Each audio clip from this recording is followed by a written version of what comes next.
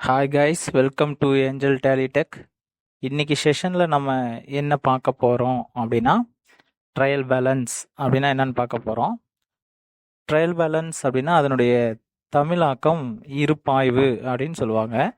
இப்போ தமிழில் சொல்லும் போது அது சொல்லுது இருப்பாய்வு. இதில் பார்த்தீங்கன்னா அர்த்தம் உங்களுக்கு புரியும்.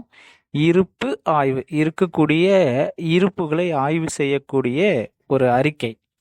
அப்போ ட்ரையல் பேலன்ஸ் வந்து பார்த்தீங்கன்னா என்ன இருப்புகள் இருக்குதோ அதை பற்றின ஒரு அறிக்கையை தான் நமக்கு சொல்லுது. எங்கே இருக்கக்கூடிய இருப்புகள் அப்படின்னு பார்த்தீங்க அப்படின்னாக்கா, பேரேடுகள், அதாவது லெட்ஜரில் இருக்கக்கூடிய இருப்புகளை நமக்கு வந்து பார்த்தீங்க அப்படின்னாக்கா காட்டக்கூடிய ஒன்று. இப்போது பேரேடு அப்படிங்கிறது வந்து பார்த்தீங்க அப்படின்னாக்கா டெபிட் சைட் கிரெடிட் சைட் ரெண்டு பக்கம் இருந்தது இல்லைங்களா? அதே மாதிரி இப்போ இங்க இந்த ட்ரையல் பேலன்ஸும் இருக்கும் அப்படின்னாக்கா, டெபிட் கிரெடிட்னு ரெண்டு பக்கம் இருக்கும். ஒவ்வொரு டெபிட்டுக்கு ஈக்குவலான கிரெடிட் இருக்கும், ஒவ்வொரு கிரெடிட்டுக்கு ஈக்குவலான ஒரு டெபிட் இருக்கும். அப்படிதான் இது வந்து பார்த்தீங்க அப்படின்னாக்கா இருக்கக்கூடியதாக இருக்கும். அப்படி இருக்கக்கூடிய ஒவ்வொரு மொத்த தொகையும் இந்த பற்றில் இருக்கிறதையும் வரவுல இருக்கிறதையும் நம்ம சரியான முறையில் நம்ம என்ன பண்ணியிருப்போம் அப்படின்னாக்கா எடுத்துட்டு வந்திருப்போம் லெட்ஜரில். அப்படி எடுத்துட்டு வந்திருக்கக்கூடிய அந்த இருப்பு தொகையினுடைய அளவு சரியா இருக்கா, அந்த தொகையினுடைய மதிப்பீடுகள் சரியா இருக்கா அப்படிங்கிறதுனுடைய தெளிவு நமக்கு கிடைக்கணும் அப்படின்னாக்கா நாம் ட்ரையல் பேலன்ஸை ப்ரிப்பேர் பண்ணுவோம். அதே நேரத்தில் ஒரு நம்ம என்ட்ரி போட்டிருக்கோம் அப்படின்னாக்கா அந்த என்ட்ரியினுடைய அக்யூரன்சி சரியாக இருக்கா, அதனுடைய உண்மைத்தன்மை சரியாக இருக்கா, சரியான முறையில் போட்டிருக்கோமா அப்படிங்கிறத பார்க்குறதுக்காகவும் நாம் ட்ரையல் பேலன்ஸை எடுத்துகிட்டு வருவோம். இந்த ட்ரையல் பேலன்ஸ் பார்த்தீங்க அப்படின்னாக்கா எத்தனை டைம் வேணாலும் நீங்கள் என்ன பண்ணிக்கலாம் அப்படின்னாக்கா ப்ரிப்பேர் பண்ணிக்க முடியும். உதாரணத்துக்கு வந்து பார்த்தீங்க அப்படின்னாக்கா ஒவ்வொரு மாதத்தினுடைய இறுதியில் தயாரிக்கலாம், அல்லது ஒரு காலாண்டு அரையாண்டுக்கு ஒரு தடவை நீங்கள் என்ன பண்ணலாம் அப்படின்னாக்கா இதை தயாரிக்கலாம். ஆனால் பொதுவாக என்ன பண்ணுவாங்க அப்படின்னாக்கா ட்ரையல் பேலன்ஸ் அப்படிங்கிறத ஆண்டு இறுதியில் தயாரிப்பாங்க. மார்ச் 31 அல்லது மார்ச் மாதத்தில் அப்போ இதை தயாரிப்பாங்க.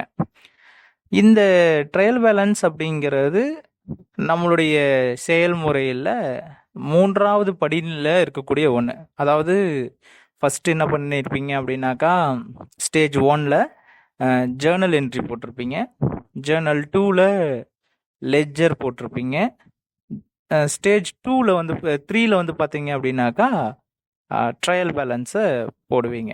அப்போது நான் ஜேர்னலில் என்ட்ரியை கரெக்டாக போட்டிருக்கணும், அதை வச்சு லெட்ஜர் கரெக்டாக போட்டிருக்கணும், லெட்ஜரில் என்னென்ன பேலன்ஸ் இருந்துச்சோ அதை வச்சுக்கிட்டு தான் நான் வந்து ட்ரையல் பேலன்ஸை இங்கே தயாரிக்க முடியும் அப்படிங்கிறது உங்களுக்கு தெளிவாக புரியும். இப்போது இந்த ட்ரையல் பேலன்ஸ் அப்படின்னாக்கா லெட்ஜரில் இருக்கக்கூடிய டெபிட் பேலன்ஸையோ அல்லது கிரெடிட் பேலன்ஸையோ வச்சுக்கிட்டு தான் பேலன்ஸ் பண்ணுறதுக்காக, ஈக்குவல் பண்ணுறதுக்காக நம்ம இதை தயாரிக்கிறோம். இதனுடைய இந்த ஃபார்மேட் எப்படி இருக்கும் அப்படின்னாக்கா ஃபஸ்ட்டு காலமில் சீரியல் நம்பர் இருக்கும், செகண்ட் காலமில் பர்டிகுலர்ஸ் இருக்கும், தேர்டு காலமில் வந்து பார்த்தீங்க அப்படின்னாக்கா எல்எஃப் அப்படின்னு இருக்கும், அடுத்தது டெபிட் பேலன்ஸில் இருக்கும், அடுத்தது கிரெடிட் பேலன்ஸில் இருக்கக்கூடிய ஒன்றா இருக்கும். இந்த எல்எஃப் அப்படின்னா உங்களுக்கு ஆல்ரெடி நிறைய தடவை நம்ம டிஸ்கஸ் பண்ணிட்டோம், லெட்ஜர் ஃபோலியோ இல்லைங்களா? சரி, இதனுடைய தலைப்பில் வந்து பார்த்தீங்கன்னாக்கா எந்த நாளுக்குரிய ட்ரையல் பேலன்ஸ் அப்படிங்கிறத மேலே தலைப்பில் கொடுத்துருவாங்க. அதாவது மார்ச் மாதத்துக்கா ஏப்ரல் மாதத்துக்கா அப்படிங்கிறத அங்கே இருக்கும். ரைட், இதுதான் அதனுடைய அந்த ஃபார்மேட். அப்போ இந்த ஃபார்மேட்டை வச்சுக்கிட்டு நீங்கள் என்ன பண்ணணும் அப்படின்னாக்கா ட்ரையல் பேலன்ஸை தயாரிக்கணும். இந்த ட்ரையல் பேலன்ஸில் வந்து பார்த்தீங்க அப்படின்னாக்கா டெபிட் பக்கம் இது கம்பல்சரி இருக்கும் அப்படின்றதுக்கு சில விஷயங்கள்லாம் இருக்குது. அதில் என்னென்ன அப்படின்னாக்கா அசட்ஸில் வந்து பார்த்தீங்கன்னாக்கா கேஷு, டெப்டாஸு, பில்டிங்கு, ஃபர்னிச்சரு இந்த மாதிரி இருக்கிறது. அடுத்தது ட்ராயிங்ஸு, அடுத்தது பர்ச்சேஸு, அடுத்தது சேல்ஸ் ரிட்டன், எக்ஸ்பென்சஸ், லாஸ், இதெல்லாம் வந்து பார்த்தீங்க அப்படின்னாக்கா ட்ரையல் பேலன்ஸில் டெபிட் தான் இருக்கும். அதே மாதிரி கிரெடிட் சைடில் மட்டும் இருக்கக்கூடிய சில விஷயங்கள்லாம் இருக்குது. அதெல்லாம் என்ன அப்படின்னாக்கா லயபிலிட்டிஸ், சன்ட்ரி கிரெடிட்டாஸ், பேங்க் ஓடி, sales, purchase return, income, gain இந்த மாதிரி இருக்கிறதெல்லாம் கிரெடிட் சைடில் மட்டும்தான் வரும். இப்போ டெபிட் பேலன்ஸையும் கிரெடிட் பேலன்ஸையும் வச்சு ஈக்குவல் ஆகணும் அப்படின்னு சொன்னோம் இல்லைங்களா ட்ரையல் பேலன்ஸில். ஒருவேளை அப்படி ஈக்குவல் ஆகலை அப்படின்னாக்கா ரெண்டு பக்கத்தினுடைய பேலன்ஸையும் சமன்படுத்துறதுக்காக ஒன்று டெபிட் சைடில் சஸ்பென்ஸ் அக்கௌண்ட் அப்படின்னு ஒன்று ஓப்பன் ஆகணும், அல்லது கிரெடிட் சைடில் சஸ்பென்ஸ் அக்கௌண்ட் அப்படின்னு ஓப்பன் ஆகணும். எப்போ அப்படின்னா, இப்போ உதாரணத்துக்கு சொல்கிறேன் பாருங்களேன், என் கிரெடிட் சைடில் 100 ரூபான்னு இருக்குது, டெபிட் சைடில் 100 ரூபா கம்மியாக இருக்குது அப்படின்னாக்கா, இப்போ நாம் சஸ்பென்ஸ் அக்கௌண்ட்டுன்னு போட்டு டெபிட் சைடில் 100 ரூபா எழுதிக்கணும். இதே மாதிரி தான் கிரெடிட் சைடுக்கும். டெபிட் சைடில் 100 ரூபா இருக்குது, கிரெடிட் சைடில் 100 ரூபா கம்மியாக இருக்குது. அப்போது கிரெடிட் சைடில் சஸ்பென்ஸ் அக்கௌண்ட் அப்படின்னு போட்டு 100 ரூபா நம்ம போட்டுக்கணும்.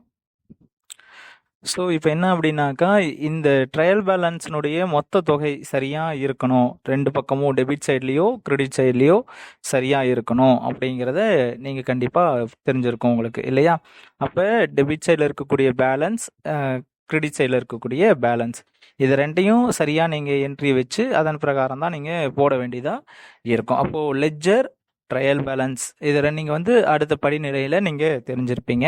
ஒவ்வொரு டெபிட் பேலன்ஸும் ஒவ்வொரு கிரெடிட் பேலன்ஸும் ஈக்குவலாக இருக்கணும். Okay guys, thank you so much. உங்களுக்கு ஏதாவது டவுட் இருந்துச்சுன்னா கேளுங்க. சேனலை சப்ஸ்கிரைப் பண்ணிக்கோங்க. Thank you so much.